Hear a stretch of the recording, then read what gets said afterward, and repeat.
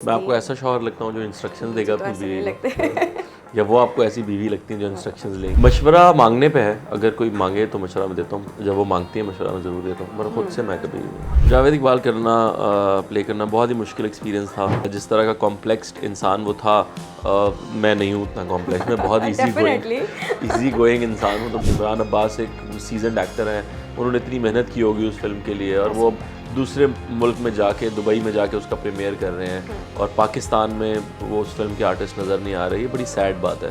दूल्हे का कैरेक्टर है जिसकी शादी होने वाली है, और जिस होटल में शादी है सुबह, वहीं जब ये उठा है सो के, तो कुछ ऐसी हादसात और हालात और वाक़यात हुए हैं जिसमें से वो निकल नहीं पा रहा।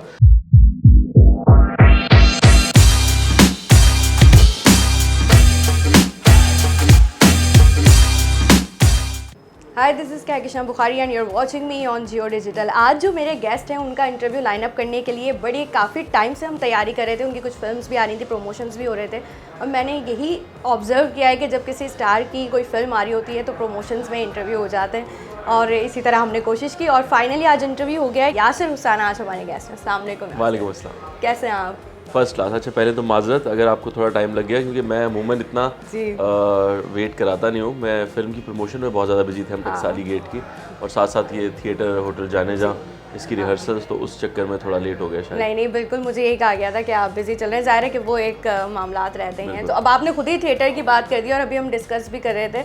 सबसे पहले तो थिएटर से स्टार्ट करेंगे आपके। तो 2019 में, जहाँ तक मेरी इन्फॉर्मेशन है, 7 साल के गैप के बाद आपने थिएटर किया था। आपके डिफरेंट प्रोजेक्ट्स आ रहे थे, फिल्म्स भी आ रही थी, और उसके बाद 2019 में आपने थिएटर किया, that is called Naach Na Jaane, with the legendary artist Anwar Masood साहब। और उसके बाद अब 4 साल के बाद अगेन आप थिएटर कर रहे हैं, और अब वही सूरत हाल है कि अभी आपकी फिल्म्स जो हैं 2 वो गई हैं, और दोबारा से थिएटर, डेजा वू टाइप की फीलिंग है। नहीं, मैं वही, अभी किसी और रिपोर्टर भी मुझसे पूछ रहे थे, मैं ये कह रहा था कि मैंने ये कुछ ऐसा नहीं है कि मैं नया कर रहा हूँ, कि फ़िल्म छोड़ के या टीवी छोड़ के थिएटर कर रहा हूँ। मैं हमेशा यही करता हूँ, क्योंकि थिएटर जो है वो वापस आपको बुलाता है अपनी तरफ, और बहुत ही इंटरेस्टिंग मीडियम है, बहुत ही अच्छा डायरेक्ट मीडियम है, तो इसको छोड़ना इम्पॉसिबल है। दुनिया में जितने भी फिल्म के एक्टर्स हैं, चाहे वो नसीरुद्दीन शाह हो या वो एल पचीनो हो, वो थिएटर ज़रूर करते हैं, थिएटर नहीं छोड़ते कभी भी। जिन्होंने एक दफ़ा थिएटर किया है वो फिर चाहे किसी भी मीडियम में काम करे, वो छोड़ नहीं सकता उसे। तो मैं भी कोशिश करता हूँ कि कुछ अरसे बाद अगर कोई ऐसा प्रोजेक्ट मिल जाए जिसमें कुछ करने को हो, तो मैं ज़रूर उसको वेलकम करता हूँ। अच्छा, नाच ना जाने में तो आपका कैरेक्टर अकबर का था, और वो बहुत मकबूल भी हुआ था, काफ़ी लोगों में प्रोमिनेंट भी हुआ था। सो अभी होटल जाने जा में क्या कैरेक्टर है आपका?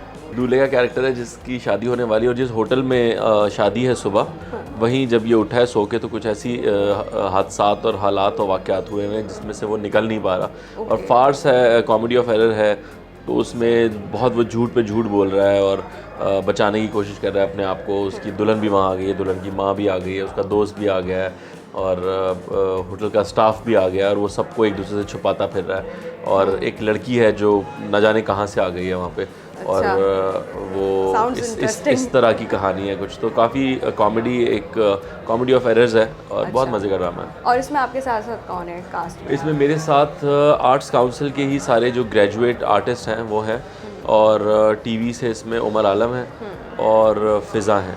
तो ये 2 लोग हैं, बाकी सारे आर्ट्स काउंसिल के ही लोग हैं, और डायरेक्टर जो हैं वो भी यहीं से हैं, आर्ट्स काउंसिल से ही हैं। अच्छा, हमेशा बहुत सारे आर्टिस्ट के साथ ऐसा होता है कि जब वो कुछ टाइम लेकर दोबारा फिल्म्स करते हैं या टीवी करते हैं, तो थोड़ा सा उन्हें एडजस्ट होने में टाइम लगता है, लेकिन आप थिएटर से वाबस्ता रहें और अब कुछ गैप के बाद थिएटर करें, तो कुछ डिफरेंट फीलिंग है या स्टेज उसी तरह फील हो रहा है? नहीं, अभी तक तो रिहर्सल चल रही हैं, तो स्टेज को उस तरह से देखा नहीं है, लेकिन मैं स्टेज प्लेस देखता रहा हूँ बीच में। और जैसे ड्राइविंग आप 5 साल बाद भी करें तो भूलते नहीं हैं, आपको पता होता है क्लच ब्रेक क्या है, तो उस तरह ये चीज़ें भूली तो नहीं जा सकती। आपको बस एक दफ़ा दोबारा से थोड़ी सी प्रैक्टिस करनी होती है, और थिएटर तो है ही, इट्स ऑल अबाउट प्रैक्टिस। आप जितनी ज़्यादा अपनी लाइंस को प्रैक्टिस करते हैं, मूव्स को प्रैक्टिस करते हैं, तो इंशाल्लाह आप देखेंगे तो आपको अंदाज़ा नहीं होगा कि पहले भी जब मैंने 7 साल बाद प्ले दोबारा किया था, तो भी किसी को पता नहीं चला था कि 7 साल बाद किया। कोशिश यही करेंगे। हाँ जी, कोशिश यही है। और ये कब से स्टार्ट हो रहा है? ये इंशाल्लाह ईद के बाद स्टार्ट होगा। चलिए, अब जो जितने देखने वाले हैं थिएटर के शौकीन, कराची में बड़ी कम सरगर्मियाँ रह गई हैं थैंक्स टू आर्ट्स काउंसिल के। यहाँ पे थिएटर होते रहते हैं। अच्छा, बात करते हैं कुछ आपकी अभी फिल्म जो टकसाली गेट आई है, क्योंकि कहानी एक मर्डर की है जो हीरा मंडी में होता है जी। और सबसे इंटरेस्टिंग चीज़ इसमें ये है कि आपने एक ऐसे डायरेक्टर पर भरोसा किया जिनके पिछले कुछ जो प्रोजेक्ट्स हैं वो समझे कि उन्हें कह सकते हैं कि स्ट्रगलिंग फेज़ में उनका काम जा रहा था, लेकिन कुकड़ी और फिर टकसाली गेट, क्या आपको लगा नहीं कि मैं एक रिस्क ले रहा हूँ, पता नहीं फिल्म चले नहीं चले? देखिए, फ़िल्म तो पाकिस्तान में रिस्क ही है और फिल्म दुनिया भर में रिस्क है। फ़िल्म का नहीं पता चलता कि वो चलेगा या नहीं चलेगी फ़िल्म। बहुत अच्छी फिल्म भी फेल हो जाती हैं बॉक्स ऑफिस पे और मैं फेलियर से तो कभी नहीं डरता। बस मुझे ये होता है कुछ नया काम करने को मिले। कुकड़ी की जहाँ तक बात है तो कुकड़ी वो बाद में बनी, मैं तो जावेद इकबाल नाम की फ़िल्म की थी और वो बाहर भी गई थी और अवार्ड भी लेकर आई। उसके बाद वो कैसे कुकड़ी बनी और रिलीज़ हुई और क्या हुआ वो मुझे बिल्कुल आइडिया नहीं है, मेरा उससे तो कोई लेना देना नहीं है। वो एडिट के नीचे से गुजर के और सेंसर बोर्ड ने जितने उसमें कट्स लगा दिए और चीज़ें कर दी, उसके बाद वो फिल्म से मेरा कोई लेना देना नहीं है। लेकिन उससे पहले जो फिल्म जावेद इकबाल थी, हाँ वो मैंने एक फिल्म की थी और it was a good movie. अच्छा, बीइंग एन आर्टिस्ट मैं आपसे ये सवाल इसलिए पूछ रही हूँ कि हम तो इस बारे में लिखते भी रहते हैं और लोगों से भी राय लेते रहते हैं कि जो बैन कल्चर है पाकिस्तान का, उसने बहुत लोगों को नुकसान पहुंचाया है। लोग एंटरटेनमेंट से भी थोड़ा दूर हुए, उस तरह से सिनेमास पर भी फ़र्क पड़ा। लेकिन बीइंग एन आर्टिस्ट सबसे ज़्यादा अगर कोई इस चीज़ से हर्ट होता है तो मेरा ख्याल है वो आर्टिस्ट है। So what do you think about this ban culture? देखिए, बैन कल्चर जो है फ़िल्म के लिए बड़ा नुकसानदेह है। पहली हमारी इंडस्ट्री बिल्कुल ही नीचे जा रही है और मैं ये नहीं कहूँगा कि हमारी इंडस्ट्री फ़ेल हो रही है, क्योंकि फ़िल्में हमारी काम कर रही हैं, वो अपने पैसे पूरे कर रही हैं, इसलिए और फिल्म बन रही हैं। वरना कोई भी प्रोड्यूसर अपने सामान बेचिए तो फिल्में नहीं बना रहा। जो भी प्रोड्यूसर बार बार मूवीज़ बना रहा है, चाहे वजात रऊफ़ हों या यासिर नवाज़ हों या हुमायूं सईद हों या कोई भी और प्रोड्यूसर हो, वो फिल्में बना रहे हैं तो इसका मतलब उनकी फिल्म चल रही हैं। पिछली फिल्में पैसे पूरे करती हैं तो नई फिल्म बनती है। तो मैं तो इनकरेज करूँगा नए इन्वेस्टर्स को, नए प्रोड्यूसर्स को कि वो आएँ और फिल्म इंडस्ट्री में कोई एक बिज़नेस की तरह देखें। ये बड़ा अच्छा बिज़नेस है। हमारी फिल्म अभी टकसाली गेट माशाल्लाह कामयाब फिल्म है और कामयाबी से चल रही है, प्रोड्यूसर भी बहुत खुश है। तो फिल्मों को बनते रहना चाहिए। बहुत सारी ऐसी कहानियाँ हैं जो आप फिल्म में ही देख सकते हैं, आप ड्रामे में नहीं देख सकते। ऐसा ही है। तो ड्रामे का फॉर्मेट ही वो नहीं है। 35, 36, 40 किस्तों में तो आप कहानी को समझ ही नहीं पाते। तो ये फिल्म ही होती है, इसमें 1.5 घंटे में, 2 घंटे में, 2.5 घंटे में आप एक कहानी को अच्छे से समझ पाते हैं। या थिएटर पे होता है, थिएटर की मार्केट ज़ाहिर है रीच उतनी ज़्यादा नहीं है। आप कराची में थिएटर हो रहा है तो लाहौर वाले और इस्लामाबाद वाले नहीं देख सकते या बाकी शहरों वाले नहीं देख सकते। फिल्म ऐसी चीज़ है कि कहीं भी कोई भी देख सकता है। तो आई थिंक फिल्म को सपोर्ट करना चाहिए और ये बैन वैन वाला कल्चर जो है ये इससे हमें बाहर निकल आना चाहिए। दुनिया भर में क्या हो रहा है, लोग कहाँ जा रहे हैं और हम हलवे की कमीज़ों पे लगे हुए अभी तक। तो आई थिंक थोड़ा सा बाहर निकला जाना चाहिए। हाँ। अच्छा, अभी इमरान अब्बास की भी फिल्म क्योंकि बैन हुई है तो इसलिए भी ज़्यादा जो है शोर मच रहा है। इमरान अब्बास की अगर कोई फिल्म में कुछ था तो आई थिंक एक हल्का सा कट लगा के उसको चलने नहीं देना चाहिए। बहुत बड़ा मसला नहीं है, आप एक छोटा सा कट 3 सेकंड का लगा के पूरी 2 घंटे की फिल्म को तो ज़ाया ना करें। इमरान अब्बास एक सीजनड एक्टर हैं, उन्होंने इतनी मेहनत की होगी उस फिल्म के लिए और वो दूसरे मुल्क में जाके, दुबई में जाके उसका प्रीमियर कर रहे हैं और पाकिस्तान में वो उस फिल्म के आर्टिस्ट नज़र नहीं आ रहे। ये बड़ी सैड बात है। हालांकि इमरान की और हमारी फ़िल्म एक साथ ही रिलीज़ हुई है। मेरे सीनियर हैं वो और मैं बड़ा दिल से उनको मुबारकबाद देता हूँ क्योंकि बड़ी खूबसूरत सी फिल्म लग रही है वो देखने में। अभी तक तो मैं नहीं देख सका, लेकिन ट्रेलर वगैरह से बड़ा अच्छा लग रहा है कि वो बहुत इंटरेस्टिंग फिल्म शूट हुई है। तो मुझे बड़ा अफसोस है कि उनकी फ़िल्म को बैन किया गया। ये बैन कल्चर से हमें बाहर निकल जाना चाहिए। अच्छा, आपके अगर हम थोड़ा काम की बात करें तो संजीदा कैरेक्टर्स आपने इससे पहले भी किए हैं। टकसाली में जो आपका कैरेक्टर रहा है या आपने जावेद इकबाल का जो कैरेक्टर प्ले किया, क्योंकि अभी नेटफ्लिक्स पर बड़े सीरियल किलर की कहानियाँ देखी जाती हैं, लोग पसंद करते हैं और ये कैरेक्टर्स इस तरह के जब एक आर्टिस्ट प्ले करता है तो उसे भी पूरी उसी थीम में, उसी वाइब में जाना पड़ता है। सो जावेद इकबाल प्ले करना आपके लिए कैसा एक्सपीरियंस रहा? जावेद इकबाल प्ले करना बहुत ही मुश्किल एक्सपीरियंस था। रमान दा ड्रामा तो तुसी मैनू इंज दे रहे हो जिवें तुसी अपनी जान ते खेड के मैनू फड़ के ले आए हो। और ऐसे characters I think her actor की ज़िंदगी में एक या 2 दफ़ा ही लकी हो तो 2 दफ़ा होते हैं। तो मेरी ज़िंदगी में इस तरह के कैरेक्टर्स मुझे मिले हैं और मैं बड़ा लकी समझता हूँ अपने आप को कि वो कैरेक्टर मेरे हिस्से में आया। और वाकई बहुत मुश्किल कैरेक्टर था। जिस तरह का कॉम्प्लेक्स्ड इंसान वो था, मैं नहीं हूँ उतना कॉम्प्लेक्स, मैं बहुत इजी गोइंग इंसान हूँ, तो मुझे वो सब कुछ बनाने में बड़ी मेहनत करनी पड़ी। और सैडली वो फिल्म उस तरह से लोगों तक नहीं पहुँच सकी जैसे पहुँचनी चाहिए थी, बट वो फिल्म आज भी कहीं ना कहीं मौजूद है और आई थिंक लोग उसे देखेंगे तो उन्हें अंदाज़ा होगा कि उसमें क्या काम हुआ था। आपके डायरेक्टर ने कहा था कि आपसे बेहतर कोई जावेद इकबाल प्ले कर ही नहीं सकता था। वो हर एक्टर के बारे में यही कहते हैं, तो इसलिए मैं उनको इतना सीरियसली नहीं ले रहा। Oh my God. अच्छा चलिए बैक टू टकसाली। इसमें आप एक पिम्प का कैरेक्टर कर रहे हैं। जी बिल्कुल। और इस तरीके के जो कैरेक्टर्स होते हैं ये बड़े लाउड होते हैं, बड़े बोल्ड होते हैं, एंड कुछ एक्टर्स से जब हमारी बात हुई उन्होंने कहा कि हम सरप्राइज रहेंगे, इतना बोल्ड काम भी हमने देखा है, एक्सपीरियंस किया है। तो व्हाट डू यू थिंक कि ये अवाम इस चीज़ को किस तरह लेती है, और फिर ऐसा होता है कि बहुत से कैरेक्टर्स के साथ आपकी वाइब जुड़ जाती है हमेशा के लिए, तो थोड़ा सा आपको लगता है कि डिफ़िकल्ट होता है? मैंने हमेशा कहा है कि जो अच्छे एक्टर होते हैं उनके लिए कभी किसी कैरेक्टर की छाप नहीं लगती, क्योंकि वो दूसरा कैरेक्टर इतना नया कर देते हैं। लाइक जावेद इकबाल के बाद ये कैरेक्टर एक बिल्कुल डिफरेंट कैरेक्टर है, या जावेद इकबाल से पहले अगर आप देखें तो मैंने एक सिंधी वडेरे का कैरेक्टर किया था, या उससे पहले अगर आप देखें तो मैं मोती बना हुआ था एक फिल्म के अंदर, यू नो।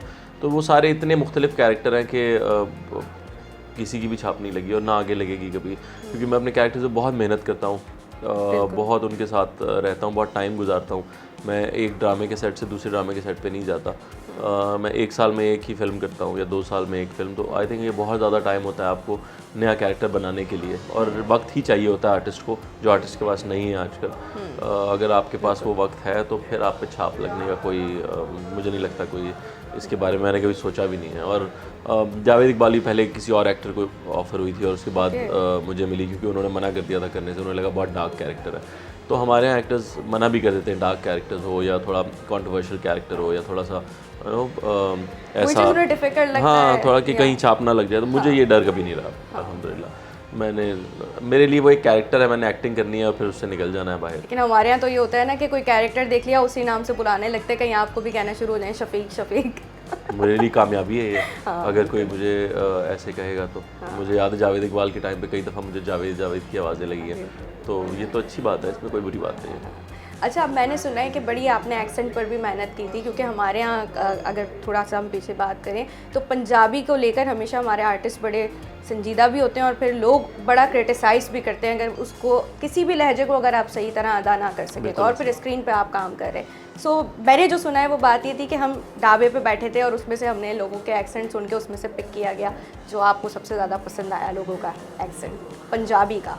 आप लोगों ने ब्रॉथल्स भी विज़िट किए? हाँ जी, हमने लाहौर काफ़ी घूमा उसके लिए, मगर ये चीज़ें जो है ऐसे नहीं उठाई जाती, इस पर ये सालों की मेहनत होती है, दिमाग में कहीं रह जाती हैं कुछ चीज़ें जो आप निकालते हैं वापस और उसको रिवाइव करते हैं और उसको फिर उसको यूज़ करते हैं। ये आपकी रोज़ की जो डेली की ऑब्जर्वेशन है उसमें से ही चीज़ें निकल आती हैं दोबारा। ना आप तो इस तरह कह रहे हो जिस तरह आपके धंधे की वजह से हमें रोज़ फूलों के हार चढ़ते हैं। लाइक अभी मैं आपके DOP से मिला हूँ या आपके ऑडियो वाले भाई से मिला हूँ, तो अगर कभी ज़िंदगी में मुझे किसी DOP का या किसी ऑडियो वाले का कैरेक्टर करना होगा तो मुझे ये मीटिंग ज़रूर याद रहेगी, क्योंकि मैंने ऑब्ज़र्व की है उनके बारे में कुछ चीज़ें जो मुझे आगे जाके काम देंगी। या जैसे मैंने एक ड्रामा था सबा कमर का, बहुत मशहूर ड्रामा था जिसमें उन्होंने कंदील बलोच बागी में मेरा एक गेस्ट अपीयरेंस थी। मैं एक इंटरव्यू करने आता हूँ सबा कमर का और मैं उसमें एक उनका इंटरव्यू करता हूँ, तो वो उस वक्त हमने फिल्म की थी एक, तो डायरेक्टर ने कहा कि आप ये कर लें, मैंने कहा जी मैं कर लेता हूँ। तो वो एक सीन का रोल था मेरा, तो उसमें मैंने आके उनका इंटरव्यू किया था। तो मुझे याद है अच्छी तरह कि मैं उन दिनों मुर्तज़ा चौधरी इंटरव्यूज़ किया करते थे, तो मैंने उनको देखा था और मैंने उस तरह से कुछ करने की कोशिश की थी। तो आप इतना मुस्तफ़ा से या मुर्तज़ा से मेरी इतनी मुलाकात थी कि मुझे याद रही वो चीज़ें कि वो जब सवाल पूछते हैं उसके बाद जवाब के लिए कैसे वो उनके क्या एक्सप्रेशंस होते हैं और वो उस जवाब में से अगला सवाल कैसे निकालते हैं। तो जाहिर है हमारे पास स्क्रिप्ट था, मगर मैंने दिखाने की कोशिश की थी जैसे मैं उन्हीं के सवाल में से जवाब निकाल रहा हूँ। तो इतनी ऑब्जर्वेशन तो आपकी होती है कि फिर आप उसको यूज़ करके कोई कैरेक्टर नया बना सकते हैं। I think it's really important for an artist also कि जितना काम आप कर रहे हैं उतना ही काम आप देख भी रहे होते हैं या ऑब्जर्व ज़्यादा कर रहे होते हैं। अच्छा, अब ये बताएं कि टकसाली के बाद अब क्या प्लान है, कुछ है अभी पाइपलाइन में? जी बिल्कुल, एक बहुत इंटरेस्टिंग प्रोजेक्ट है लाहौर में होने जा रहा है। उसका मैं अभी बता कुछ नहीं सकता क्योंकि वो प्रोड्यूसर्स ने अभी तक रिवील नहीं किया कुछ। अच्छा। तो उस पर बात चल रही है, वो पाइपलाइन में है। बहुत ही इंटरेस्टिंग सी कहानी है। Okay. एक इंसान की जिसको अपनी वो बेसिकली बॉडी शेमिंग के ऊपर है, तो उस बारे में एक बड़ी अच्छी कहानी है। वो एक सीरीज़ है, उस पर बात चल रही है, देखिए उसका क्या होता है। बाकी ये होटल जाने जहाँ आ रहा है अभी, ये ड्रामा है, इसमें भी काफ़ी टाइम लग जाएगा। फिर एक फिल्म बनाने की तैयारी है, उसमें लगेंगे। हाँ जी। अच्छा, ये नया वेंचर भी हम एक्सप्लोर हाँ जी, फिल्म करेंगे। डायरेक्ट लिखा करने भी का आपने वैसे डायरेक्टोरियल हाँ जी, डेब्यू भी आप मैं कर और चुके मेरे हैं, दोस्त सीरीज हैं, के मिल के लिए। लिख रहे हैं उसको। ओके। और उनका नाम भी यासिर है। अच्छा। और देखें वो कहाँ तक बात ये पहुंचती वही है। यासिर ताज की बात हो रही है जिनकी बिल्कुल। आवाज़ हम सुनते रहते हैं। जी बिल्कुल बिल्कुल, बड़ी अच्छी आवाज़ है, बड़ी अच्छी शायरी भी बहुत करते अच्छी हैं। आवाज़ है। हाँ जी हाँ, उनसे अक्सर हमें इंस्पिरेशन भी मिलती है। बिल्कुल, बात आवाज़ करने तक ही की, रहे तो बोलने अच्छे। की। अच्छा, ओके।